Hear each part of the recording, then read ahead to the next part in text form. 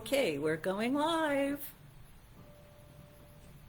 So once we get these people on board, we'll start the show. There I am. I'm looking for some evidence that I can be seen and heard out there in virtual land. That should be happening in 3 more seconds. We have some people who are here who are... Angela. Okay, good. You can see and hear me, I'm assuming. Excellent. So again, you have won special prize of spiritual mind treatment for me. And Susan, are you still in Dominican Republic? If so, you have also, all good. Okay. Okay. All right. So you also have won the prize. So let's get going. All right. I'm going to start with what we call a spiritual mind treatment. It's a prayer, an affirmative prayer. Hello, Michael. Good to see you from Delaware. I just love that I know where some of you are. Okay, that's good. All right, so let me do a spiritual mind treatment. I think the word for the day that I heard most was clarity in our circle and happiness, joy and happiness.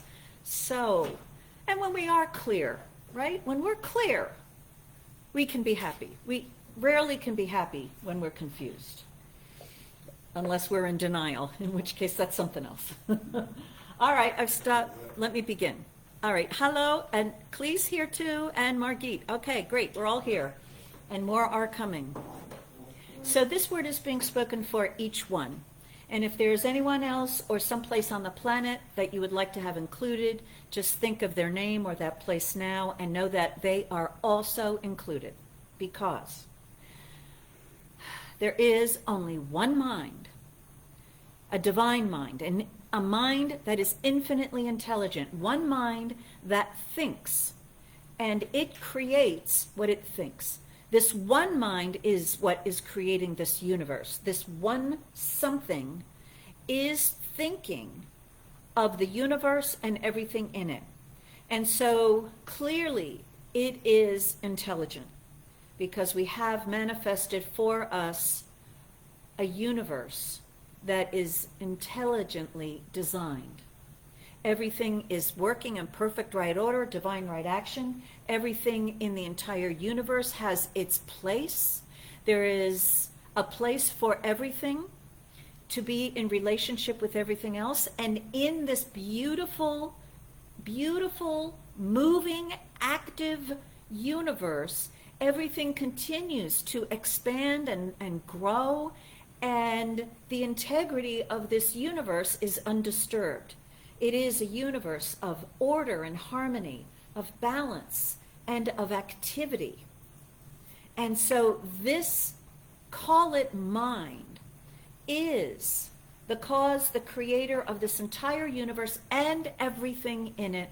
And that includes the smallest quark or the atom, the smallest physical substance that has been detected, and in that the smallest as well as the largest, there is clearly an order, a balance, and a harmony. There is an activity of movement that is always peacefully doing what it is being designed or orchestrated to do. And so from the largest to the smallest and everything in between, there is an intelligence, an order, a harmony, a balance. And there is a way for the movement and the activity to be in perfect right order and in divine right action. And that is true of each one. Even though each one is a so-called human being, each one still is a creation of this infinite intelligence, and the laws of the macrocosm as well as the microcosm are valid and operating for even now, each one here. And so right where each one is, there is a principle of intelligence at work. There is a place for each one to be that is always in harmony with everything else. Each one is created to be moving, to be growing, to be thriving, to move from good to greater good in a way that is in harmony with everything else.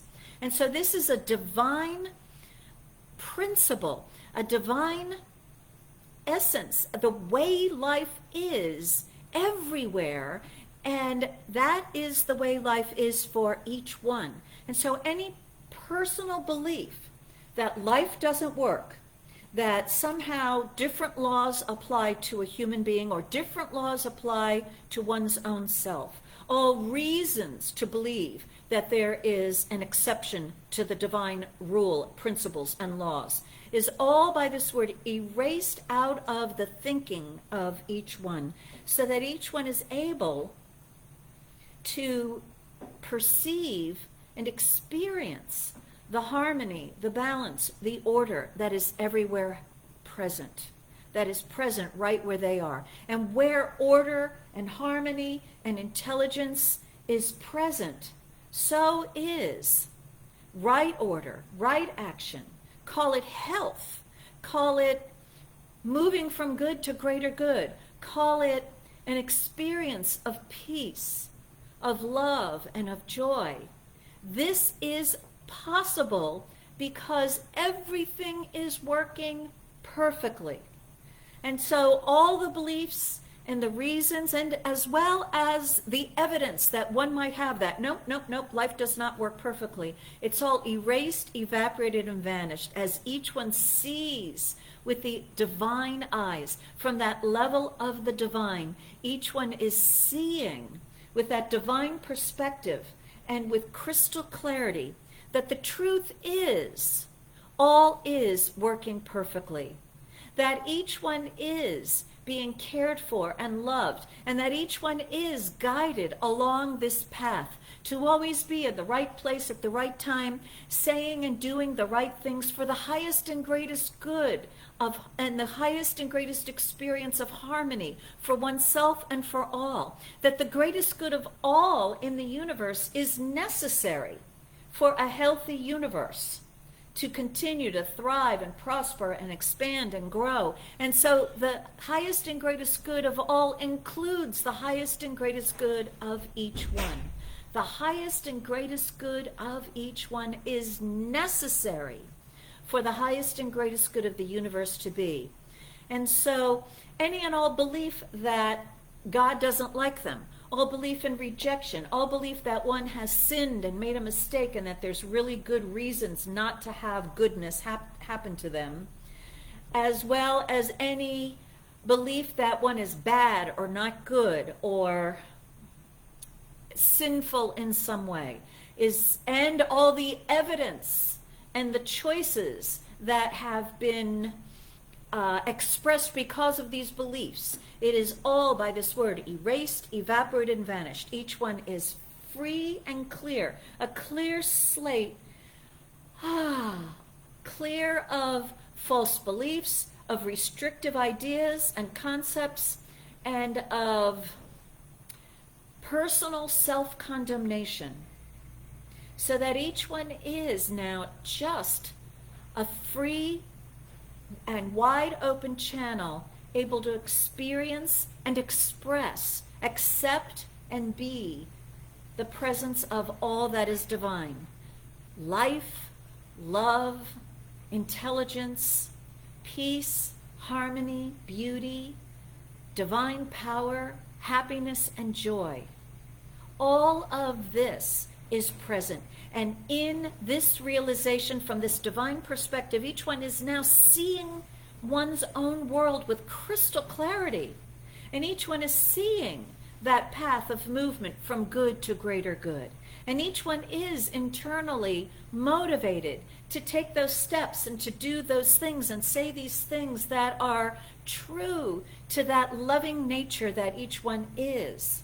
So that each one is experiencing the peace of knowing that one is important and valuable, that one is loved, lovable, and loving, and that harmony and peace does exist, and that each one is able to perceive it, and cooperate with it.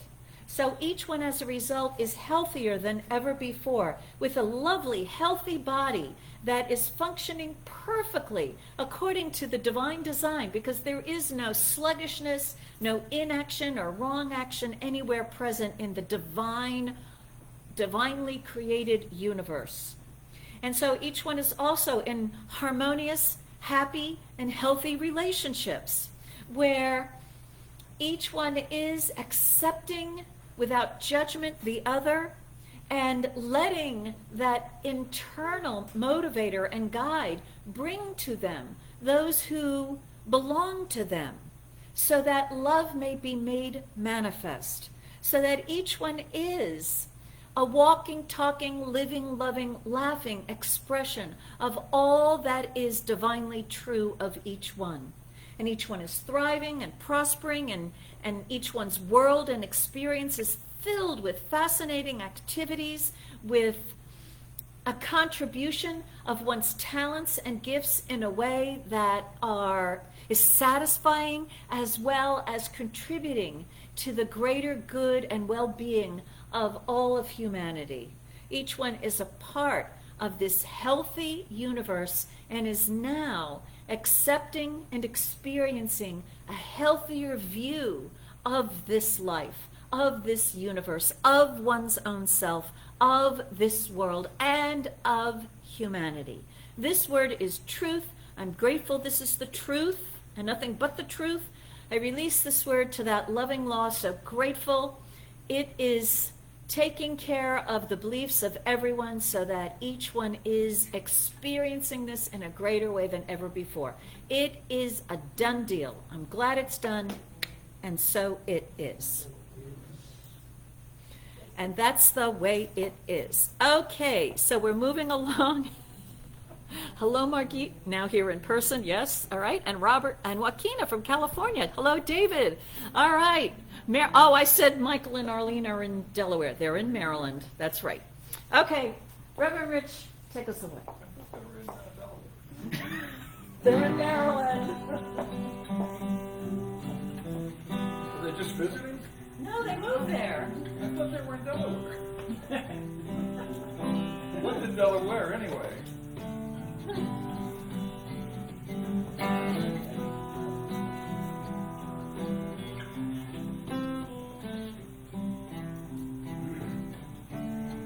I am opening, my heart is ready to receive. I am opening, my heart is ready to receive. I am opening, my heart is ready to receive.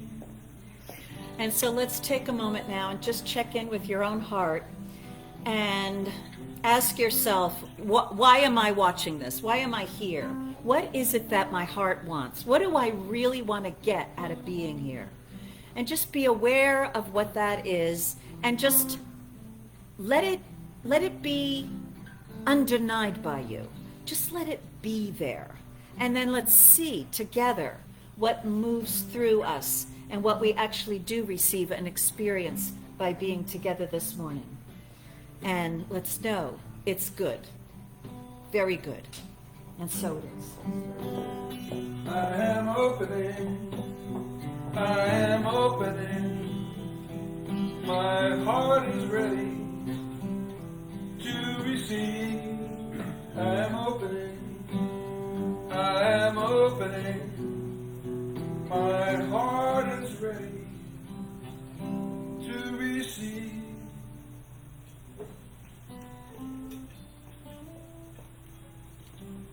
Good morning, everyone. I am Jeffrey Starbuck,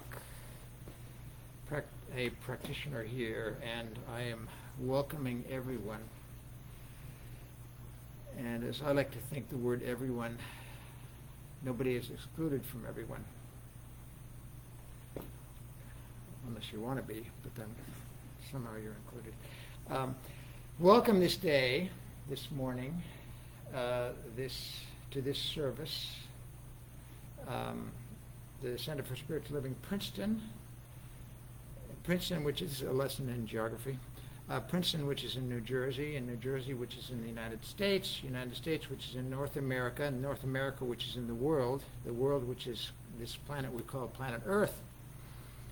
And this small, wet, blue-green, and other colors, roundish ball revolves around a star we call the sun. Thus, welcome to this planet Earth this morning. You who are listening and watching, you who are the center of your own experience, you are your own planet, revolving around your own central sun. And if you don't like this idea, you can come up with another one which pleases you. But whatever you come up with, just try to make it something that feels good and feels right, and something that you like. Our own center of gravity is within us. Our own physical heart is inside our chest. Our own brain is inside our skull. And yet our electromagnetic energy field, our aura, our energy field, isn't contained just within this body. It is within the body, but it's also around the body. And so before I digress too far, let's conduct a little experiment together. So I invite you to rub your hands together very rapidly, more rapidly than you possibly can, which is impossible, of course. But keep rubbing and breathe. Take some deep breaths to give yourself some energy.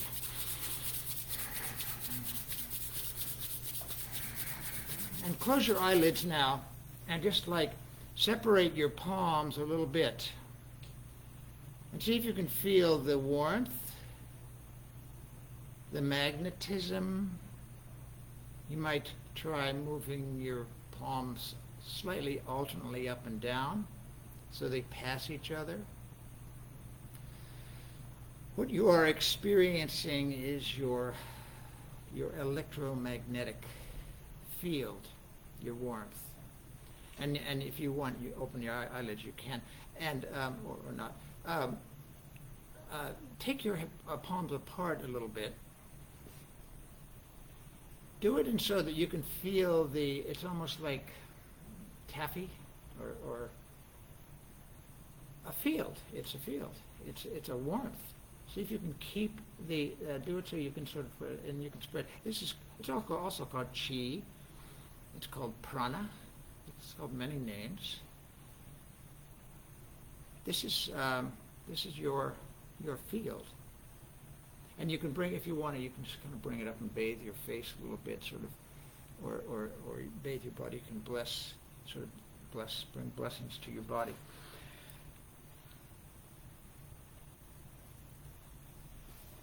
So everyone here that is doing this is you're creating your own experience. You just created a certain experience for yourself. And we're always creating our own experience, and we're doing that with our thoughts. Gosh, we're doing that with our thoughts. So why not create an experience that is, or try to create an experience which is pleasing to you? An experience that is fun and funny and joyous and beautiful and full of all the love and affection and the prosperity and the expression of your talents and skills that you want, and all of the money and assets that you desire and acquire. Why not have an experience that moves you in a direction or directions that you want to move in? Thus, welcome to you. Welcome to you. There's no reason why this morning can't be a good morning, even if it doesn't seem that way for you so far. There's no reason why it can't be good. It can always turn. There's no reason why this day can't be a good day. So let's declare that it be so. Let us declare now that this is a good day, that this is a good morning. And if you find yourself in doubt, I'm willing to do it for you. I declare it for you, if you wish. I'm your proxy. Thus, I welcome you this morning to this next stage of your becoming, of your being, of your existence. Just let me know what you want. Well, not really, but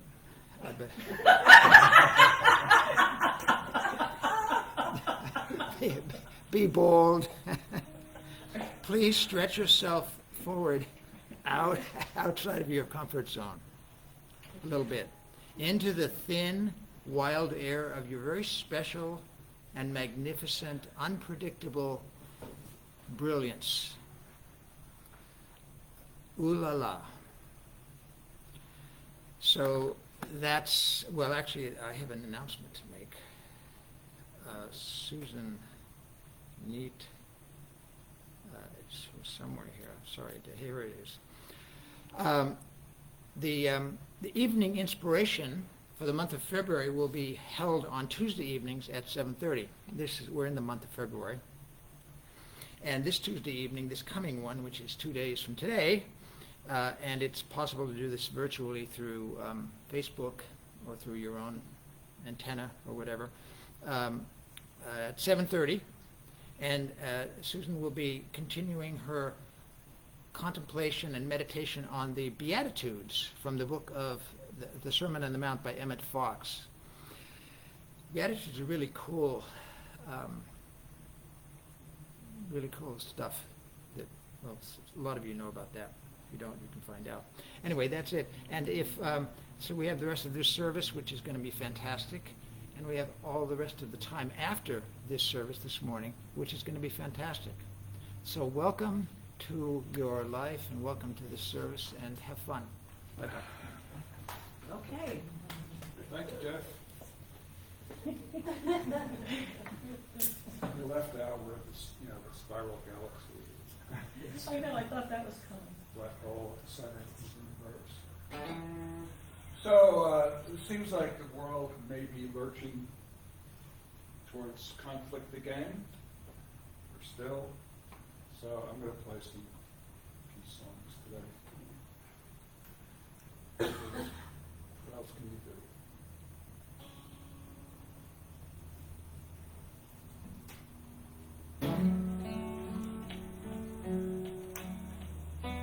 This was written by our colleague, Reverend Christy Snow. Georgia, right?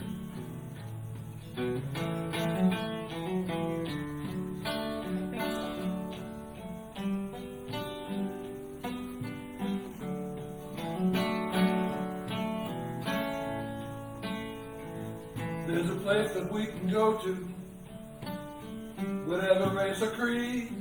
There's a place that we can go to, together you and me. There's a place that we can go to, stand in unity, hand in hand together, for all the world to see.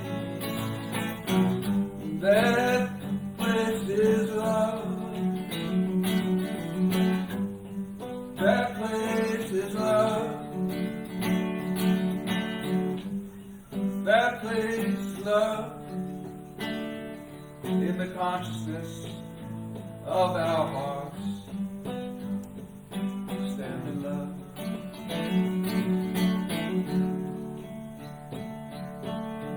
Now is the time that we have to make a choice, to go to fear or hatred, or give love a voice. Now is the time to stand in our belief, to hold in our minds just what we want to see.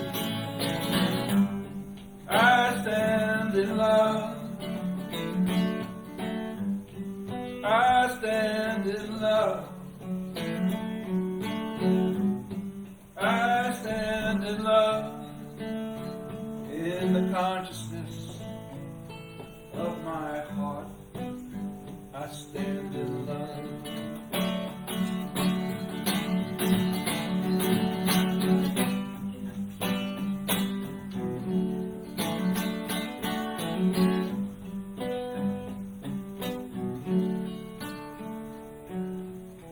Now I truly believe that we are all one.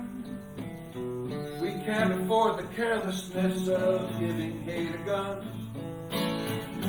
I stand in love. stand in love. I stand in love in the consciousness of my heart. I stand in love.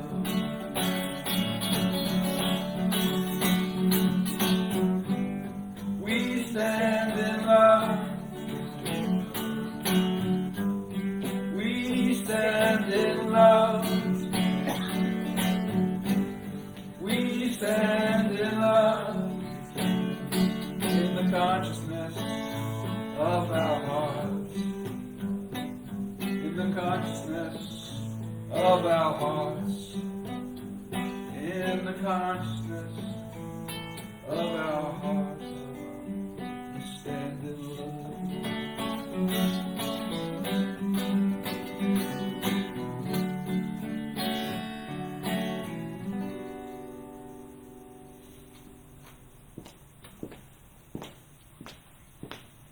Thanks, Reverend Rich. I stand in love and I declare this to be a good day. Yes. So, good morning. I'm Dámaris Otero and I'm practitioner of today here at the Center for Spiritual Living, Princeton. I welcome you again to this cold but beautiful day. So as I was preparing for today, I decided to share some of my journey this year as I have decided to stand by my choices and my decisions to live a full, happy, fulfilling year. And I have been meditating using a fabulous book that we have used here at the center, The Power of Decision by Raymond Charles Barker. And as I was doing my meditations, I came across this reading that I would like to share with all of you. And it says, the decision to let go of that which has completed its course in your experience is even more important than the decision to welcome new ideas. Who knew? You cannot walk forward by looking backward. New wine cannot be put into old bottles, for the Bible states that the old bottles will break. You intuitively know what should depart from your life. Every once in a while, a flash in your consciousness informs you of a once alive idea that is now dead. The human mind dislikes change and puts off until tomorrow what it should release today. The power of the word no is tremendous. What you mentally say no to will begin to depart in ways of order and ways of peace. The failure to say no to completed situations eventually results in disrupting conditions that are unpleasant and unnecessary. The word no declared in mind eliminates all congestion. It is clear and direct to the point. The subconscious mind knows the word no as a law of elimination. It acts upon it to release those ideas which no longer have creative life in them. The subconscious mind, having within all subjective intelligence, proceeds to eliminate the idea which is cause and the effect which is the problem. It acts in intelligent and right ways to do this.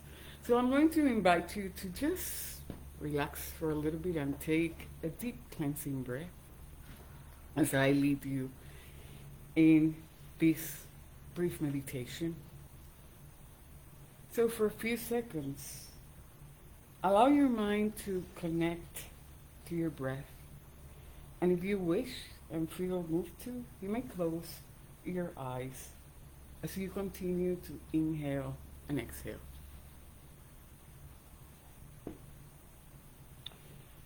As you breathe gently, let the higher intelligence at the core of your being. Speak that one idea or that situation that is time to let go. Be mindful that spirit always speaks softly. No judgment, no condemnation, no regrets, no heaviness of heart.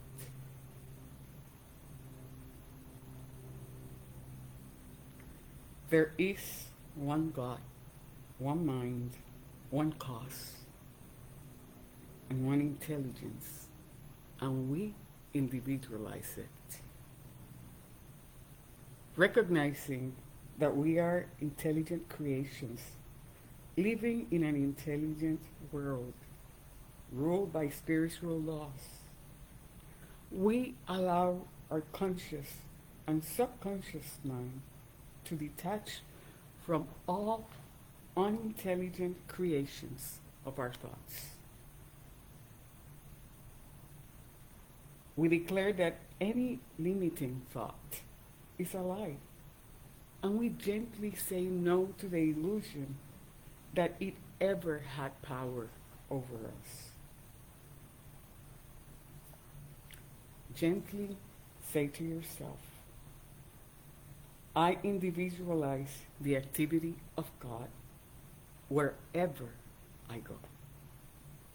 I am ready, willing, and able to let the action of God, which is the law, to work in my life, vanishing whatever is not in agreement with the love, the power, abundance, beauty, order, light, peace, freedom, presence. I am. And so it is.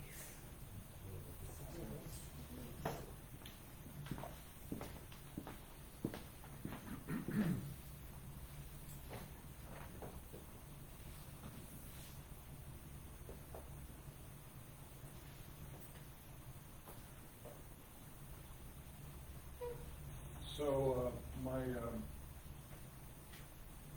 writing partner, Jean Marie, was on. I wrote this tune. I don't know what was going on in the world when we wrote it. It was probably 2010, and it addresses the idea that peace is probably not going to come from the egos that are creating the problems, the angry, restless egos that just can't seem to quiet down and just enjoy life and live life.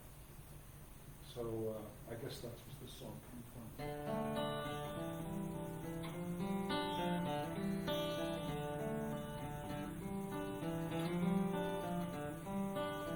Peace has to come from within.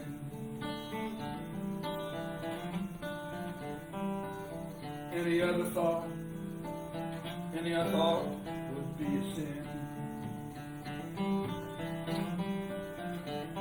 No matter where you're going, no matter where you've been, the whole sense of peace lies within. Politicians talk about peace in our time.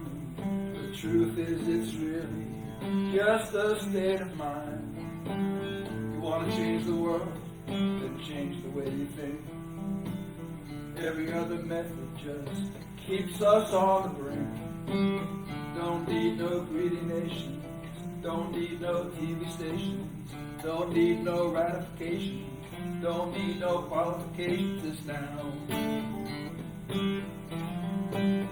It's now.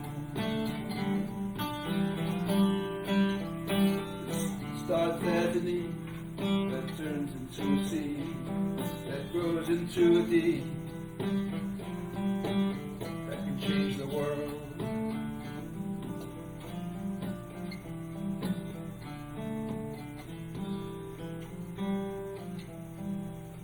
not talking about tomorrow, that will just bring strife. Talking about just living with peace in your life. Don't need no greedy nations, don't need no TV stations, don't need no ratifications, don't need no qualifications. It's now. Peace is now. Starts as a need that turns into a seed that grows into a deed that can change the world.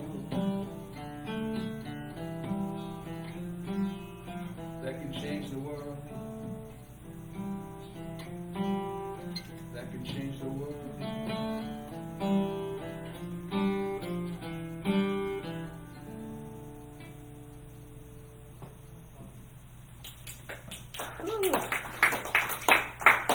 Wow, big topics this morning. Big topics. So how do we begin? Well, you've come here and we teach and practice the science of mind. The science of mind, developed by a gentleman a century ago. Yeah, a century ago. Whee! Ernest Holmes, Dr. Ernest Holmes. He began teaching this as a spiritual philosophy, and eventually some ministers got into the act and made it a religion. That wasn't part of his plan, but that happens. It's okay. And yet the definition of religion, right, has changed as we've emerged as a teaching. That there's more and more people who say that they're not religious, but they are spiritual. In other words, more and more people realize that who they are being and what they are perceiving and what they are thinking about is much more than a materialistic thing. And so we call it spiritual because we realize we're something more than just this little human being running around on the planet. And the idea of that word, the old word religion, implies, okay, here's what you've got to believe in order to be happy or get to heaven or stay a part of our group. And we don't argue with the dogmas and the beliefs that people propose. We say you can believe anything you want to believe. So, but if you're interested in improving your life, we can give you some beliefs or thoughts that others have adopted that have had the result of improving their experience of living. That's all we've got. That's all we've got. We practice. We still are practitioners of this great spiritual philosophy called the science of mind. We practice and we report our results. And so what I have experienced is when I know a happier thought, a thought that includes more love, more acceptance, more peace, that includes ideas that if I really believed them, I would be happier. When I choose to start thinking those thoughts, I have seen a change in the actual circumstances in my world just by thinking a thought. And that's something that each one of us has to practice because only you know what you are thinking. And you know when you change your thought. And so one of my favorite examples is I was on the subway commuting to work 25, 30 years ago in New York City, jammed in with all these people. I was hanging, and into my subway car came some young teenage girls and sat down, and they took out some cigarettes and proceeded to light them up. Now, cigarette smoke in a tight, first of all, a lit device in a packed car, you're like, keep that away, but then the cigarette smoke, you know. Anyway, I saw them do that. I saw the people around me. I quote, felt the energy of, oh my God. And I thought, there's going to be a fight here. And I'm in the middle of it because I was hanging like right in front of them, and everybody's pressing. And I thought, I don't want to go through this. And so I closed my eyes and I decided to practice thinking a different thought than what I was thinking. I was thinking, there's going to be conflict. There's going to be a big fight, and I'm going to be in the middle of this. I'm going to have an unpleasant experience. Those were my thoughts. And I deliberately, consciously decided to think something different. And the only thing that came to me was love. And so very loudly inside of me, but silently outside of me, I started saying, there's only love, there's only love, there's only love. But it was silent. Pre-masks. There's only love, there's only love. In my head, it's only love, it's only love, it's only love, it's only love. Very, very loud inside me. I couldn't hear what was going on in the subway car. And eventually I noticed I got quiet. I got calm. I stopped shouting, it's only love, inside my head. And I opened my eyes and I discovered that some of the adults who were hanging on the straps were talking to these young girls. The cigarettes had disappeared. And these adults were telling them how they could become lawyers and giving them career advice. And they were listening. And I was like, what the heck? I don't know how that happened because I wasn't participating in that, or was I? I was saying, there's only love. There's only love. So, our talk today, we're going back to the basics. Last week, we talked about the different levels that we can perceive our lives, the earthly, materialistic level, the technological level, the spiritual level, and that all those levels are always there, but our experience of life changes based upon where we put our focus, where we're thinking, right? As you were listening to Dámaris and Jeff speaking truth, as you were getting into it, you probably, and the music, you probably started feeling yourself more peaceful, lifting up, whatever. And then we had, right, you got a phone call there, right? So if you got a phone, was it a phone call? Yeah, was it a disturbing phone call? No.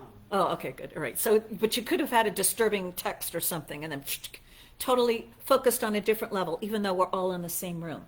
So that's what we were talking about last week. It's a basic principle of the science of mind that we need to understand.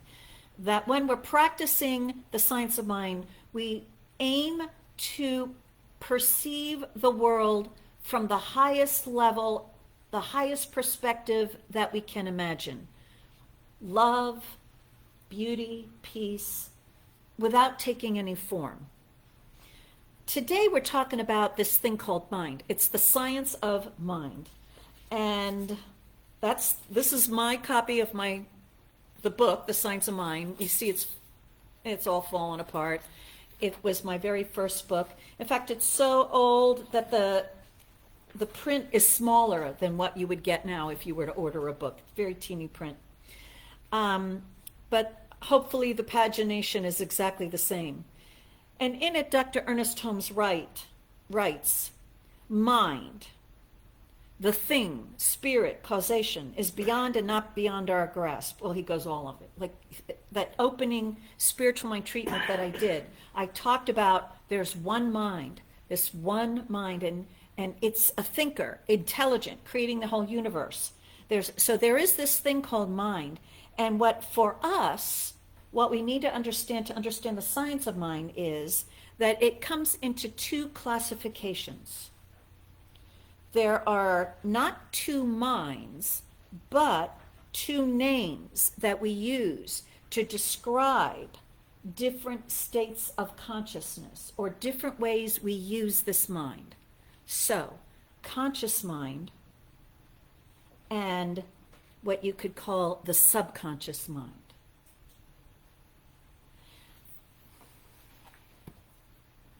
Back in the 1700s, there were two men. One of them, Benjamin Franklin. You've heard of him. Well-respected American.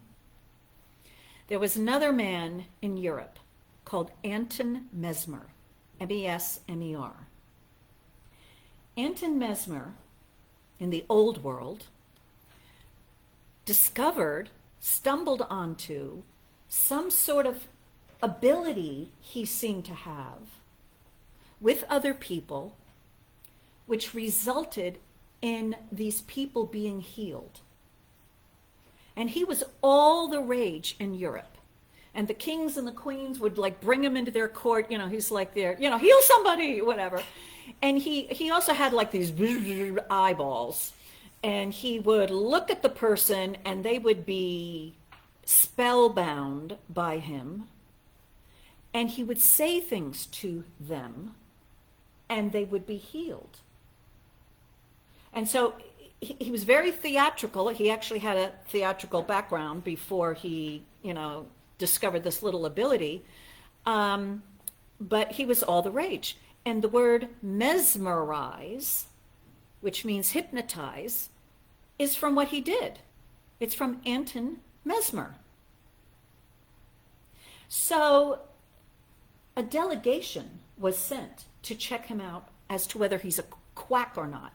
And Benjamin Franklin led that delegation. So they all went to Europe, interviewed him, talked to him, observed what he was doing.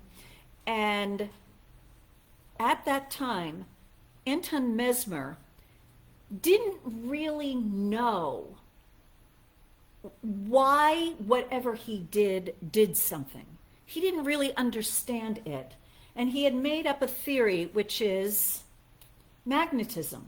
Some sort of magnetism or some force, fluids, mental magic fluids going on in the body were somehow getting altered by what he was doing energetically or something. Benjamin Franklin's group came out with their verdict that there was no evidence of this mental fluid magnetism. That doesn't exist. It's he's a quack. That doesn't exist. But Benjamin Franklin also said, but something is happening. They could not deny the results, that there was something happening which healed people. But it wasn't that animal magnetism or whatever that was, that explanation that Mesmer had come up with. And that was the discovery of that subconscious mind. We know it now as hypnotism. You may have been hypnotized, or you may have hypnotized other people. There's lots of ads right now for some hypnosis. And I've thought of going. They sound so good. Like someone will go and you'll stop smoking or you'll lose weight. And I'm like, yeah, I'm signing up for that. But what we want to realize is it was the discovery of something more than our conscious thinking mind is active in us. It's invisible, but it's active. Because when we make it a suggestion to bark like a dog, we start barking like a dog. When I was in college, that was one of the fun things to do, was to get hypnotized. And I remember my hypnotist told me that I would open my mouth and I wouldn't be able to close it. And, so she went like this, and I opened my mouth and I couldn't close it. And I'm laughing hysterically because I wasn't unconscious while I was being hypnotized. I was fully alert. I didn't really think it would work, but I couldn't shut my mouth. And I thought it was hilarious. And then apparently she would click her fingers or something and my mouth shut. Eventually, I don't know, did my mouth shut? Maybe not. It just keeps going, right? But anyway, so the science of mind actually developed as a result of that healing activity that Anton Mesmer did.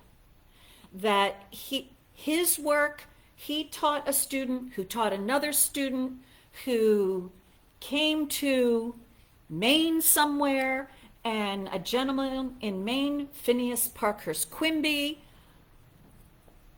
started using the technique and developed the technique and discovered that actually you don't have to hypnotize the person.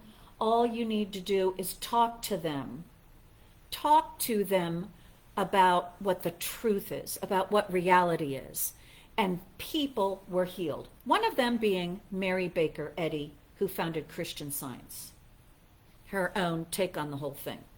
So, as a result of things that happened in the 1700s, this activity of mind we started understanding more about the way it works. And so with the science of mind, his whole book, he's calling it the science of mind. He's really just trying to explain the way our minds work. And one of our basic principles is we're not separate minds. We've got separate brains. But our brains are not our thinking. Our thinking is not separated. There's one mind, just as, and there's no coincidence that this evolved and emerged, just like there's one internet. There's only one internet. Where's the internet? Wherever you plug in, you have access to it. It all comes right there into your world, right there. I forget what you said, Jeff. I'm sorry. It was just too, however you're plugged in. What did he say? We're all watching, however we're wired. But he was stating this universal truth that we have an infinite mind that's an internet that is omnipresent, that everyone can plug into. And with all of our devices, you can have, 15 devices in your home these days. Everything is becoming a computer, right? TVs are computers. My hairdresser who has a Tesla, he says, it's not a car, it's a computer. He came to that conclusion. It's not a car anymore. It's not a TV set anymore. They're computers. It's all computers. And we're all plugged into the internet. But what is the internet? It's all these thoughts. And these thoughts in the internet take form, codes, but they take form on our screens and in the words that we see. This is an imitation or a replication of the infinite mind and how we use it. All the ideas of this infinite mind are there. And what we pull down into us is our experience of it. And we have freedom of choice. We can pull anything out of the internet. And it's all there. It's all accessible. You might not know how to access some things, but we've got a whole ton of people out there who are spending their whole life trying to figure out how do I get into your account, right? Or into the defense systems account. Remember that movie War Games? The kid just thought it was fun. Let me just get in the back door and whatever. And we had thermonuclear war going on. So this infinite one mind, we access it at that portal which we call conscious mind. What shows up on my screen? What is visible? What am I aware that I'm thinking right now? That's our conscious mind. And my conscious mind can only have one image at a time, one thought at a time. Like right now you're all thinking about cats. You don't want to be thinking about cats, but you're thinking about cats. But you can use your conscious mind to not think about cats. Please do. Right? So think about dogs. Now you're thinking about a dog, and you're thinking about a dog, cute little white little Pomeranian woof woof dog. You're not thinking about cats. Cats, that thought was there a couple of seconds ago, but you can't have them both. Well, cats and dogs together. But now it's not just cats, not just dogs. So the conscious mind is the screen that we see one thought at a time. And the conscious mind can choose what to see.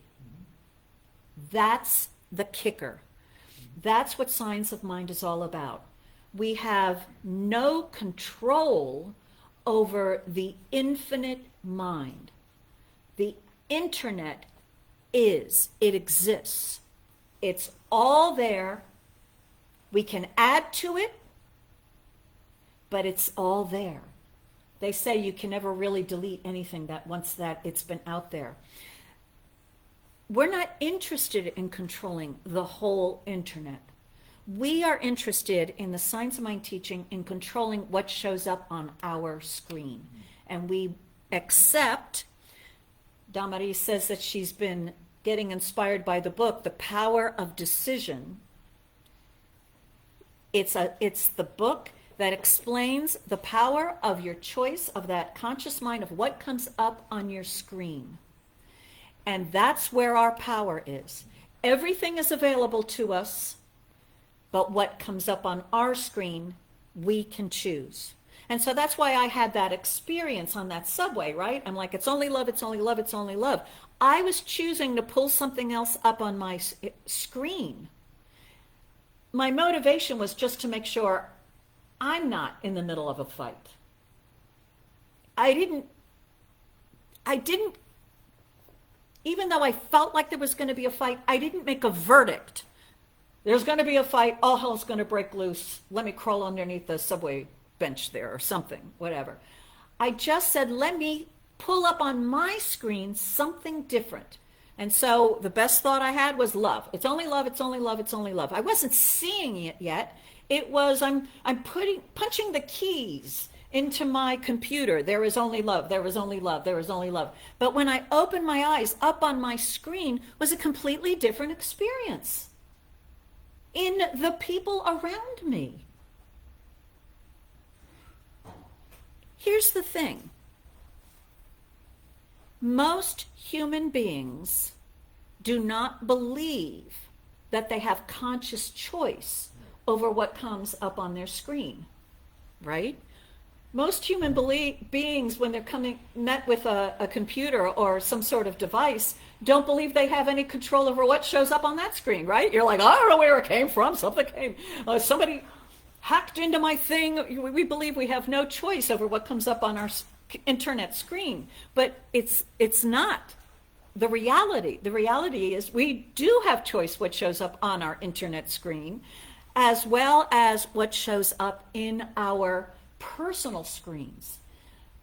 But that choice, in order to work, number one, we have to believe we have the power of choice or the power of decision. We have to believe I am in charge of this screen. No one can interfere with my choice. And as practitioners of the science of mind, we train ourselves to believe that, right? When we first start out, we don't believe it. All of you who are in the room, when you first heard the science of mind and you were told your choice determines your reality, how many of you started a fight with the teacher? Whoever said it? I did. I led a riot in the class. I was like, false advertising. Oh, where did this crap come up from? Blah, blah, blah, blah, blah, blah, whatever. Listen to me. So when any of you say that to me, I just go, yeah, what goes around comes around. I did it too. So we don't believe that we have conscious choice over our experience in the world naturally, because the human race doesn't. If you listen to them, no, it's the government. No, it's those people over there. No, it's that one over there. If they would just figure out how to control this particular disease, then my life will be fine. If you would just stay alive forever, if you would just be healthy, if you, mom, would just stop smoking, if you, my child, just get married and settle down, if all these people, everything got rearranged according to what I say, I can be happy. But you all are not listening to me, and rightly so. Because, as one of you said, I've got Jeff and Dámaris, who both gave brilliant information, all we can change is the screen that we are looking at. And it may or may not alter the circumstances and behavior of people around us. But our good, our decision to pull up onto our screen, whatever it is not dependent on them changing. That's the kicker. I remember my first advanced class that I was teaching, great student. He had come up through all the classes, here every Sunday, really listening to everything. He was really, really dedicated. We're halfway through this training, and he raises his hand. He's like, I got to ask this question. Is it always true that what I'm experiencing is my own fault? My own causation? Isn't it 1% of the time them? I said, 100% is you. Why do I say that? Because if you say 1% is someone else, you've lost all your authority to that 1%. Change your thinking, change your life is our little tag thing. But it's so simple, but as you practice it, we discover what that means to change your thinking and what it means to have your life changed. When I first came into this teaching, I really thought, let me just change my thinking. I am happy, I am happy, I'm happy. I really thought I would stay the same and everybody else would get fixed around me. That would make me happy. They didn't. In fact, most people got worse around me. But as I kept practicing it, I realized I had to change. So while I was putting into my internet, I am happy, I am happy, I am happy, I learned I have to start being happy. Ew. And many people leave this teaching when they get that. And you can be quite advanced before you get that, right? So when we're practicing the science of mind, change your thinking, change your life, it's not what we initially think it means, but it's an absolute truth. And so what I have discovered in 30, 40 years of practicing this particular teaching is I have to keep changing more. And yes, there's so many times when I've had to change and I didn't want to, and I would argue with the divine and myself and complain to all my friends about it. But eventually, I got kicked in the butt enough from my old thinking that I agreed and I changed, and my whole experience of life changed, but also other people changed. The things in my world changed. They didn't have to for me to have more peace, but they did. And so that's the mystery, because we're all using the same mind. And as any one of us consciously starts putting into that infinite internet a new idea, that idea is omnipresent. And it means everyone who has access to the internet can get that idea. And so we notice over the past 100 years, since the science of mind was birthed as a book, as a teaching, as a philosophy, you could pretty much go to just about any other organized religion and look at the topic, and I would say, they took that from us. They're using our teaching. They're teaching our teaching. So the science of mind teaching is spreading. We have people who have a whole new career called coaching has emerged. What is coaching about? It's about using the power of your mind to create a different reality for yourself. We've watched sports athletes. I'm into the Olympics, and they're the figure skaters. The new standard is to be able to do a quadruple turn in the air. And there's 3 skaters who are actively working on quintuplet turns.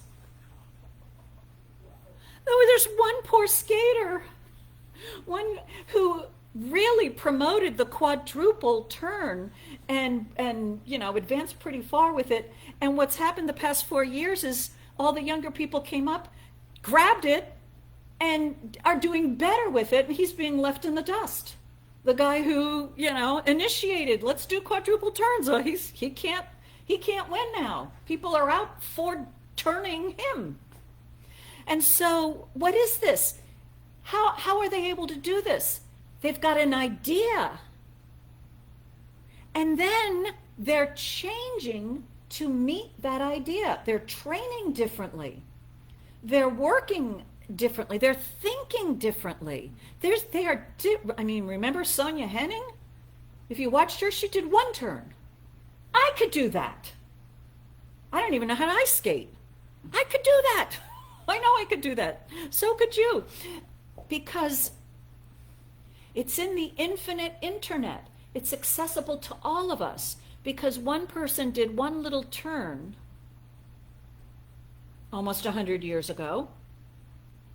We all believe we can. And then some. And so in one of the basic principles we've got to get in this science of mind teaching in order to really use it effectively, and this is why the law of attraction is just all over the place. What are they doing? They're using the infinite mind, whether they realize it or not. Anton Mesmer healed people, whether he realized how he was doing it or not. What he did was he substituted a different thought consciously than the thought that he had been thinking. He substituted a different thought from the thought that his customer, his client, had been thinking. And so for those of us who start serving the world and others by doing spiritual mind treatment for others, called licensed practitioners, right? I'm one, Reverend Rich is one, Dámaris is one, Jeff is one, we've got a couple more of them here in the room. We're licensed, but every one of you are practitioners. When you start praying for someone else with their permission, this is why you have to have their permission, according to our teaching, because they need to give you permission to substitute your idea for their idea. They're giving you permission. They're saying, I believe life doesn't work for me, and I'm unhealthy. That's what I believe. Could you do a prayer for me, a spiritual mind treatment? And the practitioner, we say yes. And what we do is a spiritual mind treatment. And the whole point of treatment is not saying, God, will you please come and help this person? We don't do that. We're using the spiritual principle that there's an infinite mind filled with infinite ideas. It's one mind. It's the mind I'm using and this person is using. One mind. There's no separation of our thought. I realized that this person had been believing, I am sick, I need help. And instead of that, I'm going to consciously choose to know she is well, all is good. This person is healthy. Why? Because health is everywhere. So in a very real way, when I was in that subway, right, we had the fight all set up. We had the girls pulled out those cigarettes. They knew everybody was going to start yelling.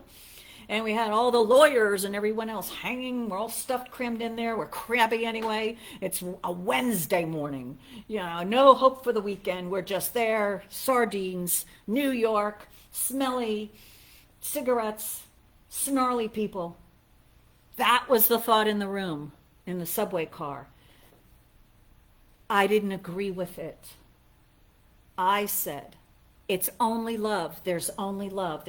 I wasn't thinking about the girls. I wasn't thinking about all the people. I wasn't even thinking about me. I was thinking, there's only love. There's only love. There's only love. Open my eyes. Love was there. and rearranged everything. That's what a spiritual mind practitioner does. That's what we're doing. We're practicing. We're testing it out. And if it doesn't work, if you tried it one way and it doesn't work, try it another way.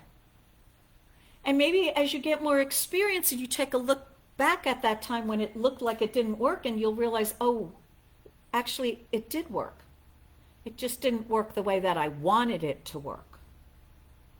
But every single decision to change the idea that you are thinking will alter you and your world. It's the way it is. This is this quote that I gave you from Dr. Ernest Holmes' book. It's from a chapter called The Thing Itself. The Thing Itself, the way it works is the next chapter.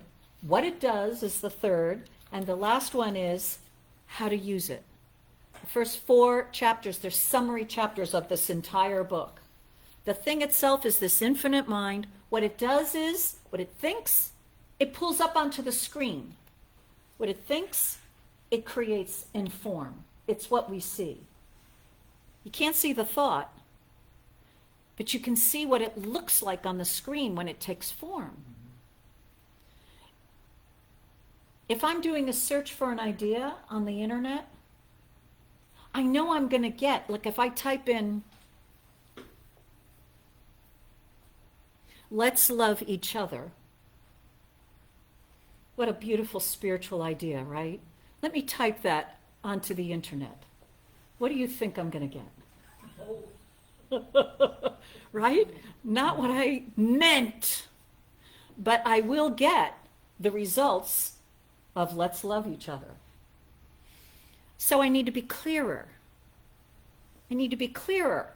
And I learn what to put in there to get what I do want. Have to tweak some words. Do this yourself. What would be a better thing to put in to get the results that you think that you want when you put that in? But that's the way the internet works, and that's the way the one infinite mind works. And so we practice choosing the ideas that we think will produce the experience that we would like, the thing that we would like to see. And if we don't get the results that we were planning on, we take another look at the words. I had a roommate who would listen to my teacher, Dr. Stuart Grayson's radio show. And I didn't realize that she was listening to a show while here I was, his student, living in the bedroom right next to her. But anyway, she took his teaching and did a prayer. She wanted to be married.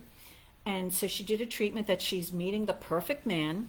She wrote all the qualities of the man that she wanted to meet. Met a man, they started dating, and after a couple dates, she realized he was crazy, insane. And she took a look again at her list, and she realized she didn't have sanity on her list. Well, she needed to include sanity because she had insanity in her family that she grew up in. And so when she talked about a loving relationship, that thought of insanity was unconsciously in her definition. She wasn't aware of it until it showed up. But once it showed up, she's like, oh, I can change it. She rewrote her prayer and included sane. He's fun, he's loving, he's a joy to be with, he's prosperous, and he's sane. And she did that prayer and met the next gentleman who came along, in her world. They looked alike, the two of them, and they married. Anyone can use it. Just think about substituting. If you don't like an experience you have, you just accept. You pulled something up on your computer out of innocence and ignorance. You just thought, let's love each other. You thought you were going to get something. What you got was, right, total chaos. All right, fine. Let me take a look. Let me be clearer, and let me call something up. The way the internet works is exactly the way mind works in our experience. It's your conscious thought that has the power of decision. And you have to learn how to use it, well. We practice. We don't get upset if we got all hell breaks loose on your computer screen. We know how to shut the whole thing off, reboot, start all over again. Might have to go to, those Geek Squad people who can, figure out the mess. That's right. We go to others to help each other, right? It's the same exact thing. But the reason that it works in our experience is there's only one mind, and we are all using it. And in using it, it's that one mind is creating the experience, the expression of the universe, of ourselves, of the world, of humanity. That's it. That's it. So next week we'll go for another basic. Feel free to write in and ask any questions that you might have about how to use the science of mind. Any questions that you might have about what I just said. We're having a little teaching class this month. Basics of science of mind. To set each one of us into having a better experience of life, which we could use right now, right? Right. All right, so having said that, Reverend Rich, sing a song for us.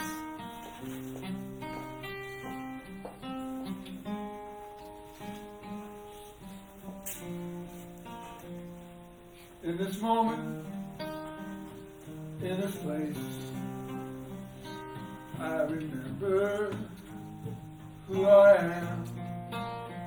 When all fear and worry fall away from me, I open my eyes and see there is only love. There is only love. Love that heals, love will set us free. There is only love. When I lose myself, when I fear I've lost my way, then I go inside to quiet my mind, can hear Spirit gently say, there is only love. There is only love. Love that heals, love will set us free. There is only love. There is only love. There is only love. Love that heals, love will set us free. There is only love. Okay, so let me do a spiritual mind treatment. Okay, now you know more about what I'm going to be doing, right? So this word is being spoken for each one. There is one infinite mind. And in this infinite mind exists infinite possibilities, infinite ideas of greater good, far beyond anything anyone has ever experienced. And out of these infinite ideas of greater good, each one now receives a new idea, a new thought, personal to him or herself, a thought he or she had never thought of before, but an idea that opens up the portals, the doors and the windows of possibilities of greater good, far beyond anything anyone has known before. And so each one is receiving this greater idea, and in accepting this greater idea, each one is also letting go of the old idea, that which was limited, that which was painful, that which restricted and was creating some sort of unpleasant experience. Those ideas are all vanished, erased, gone. Each one says no to those ideas. And the divine mind erases them, wipes each one clean, so that this new idea that is entering each one's awareness, each one's conscious mind, each one's being, is now finding beautiful, rich, fertile soil to take root and to begin the beautiful, harmonious activity of transforming each one into a living, loving, laughing, joyous experiencer and expresser of life. This is the truth. I am grateful that this is the truth. I release this word to that law of mind to do it, and it does it all by itself, and so it is. And that's the way it is. And so there we go. Have a great day. What, we got another song? Closing song. Do our, Amen. And so it is. Amen. Amen. Amen. Amen. I said amen.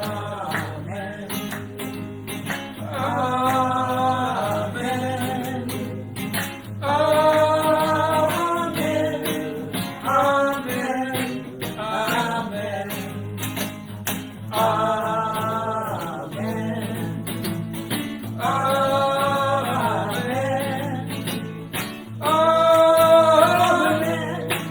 Amen. Amen. And so it is. All right. So also Stephanie Ann, saw you were there. Robert, good for you. Cheryl and Eric. Alan. All right. So I think I've said hello to you all. Now I say goodbye. Goodbye.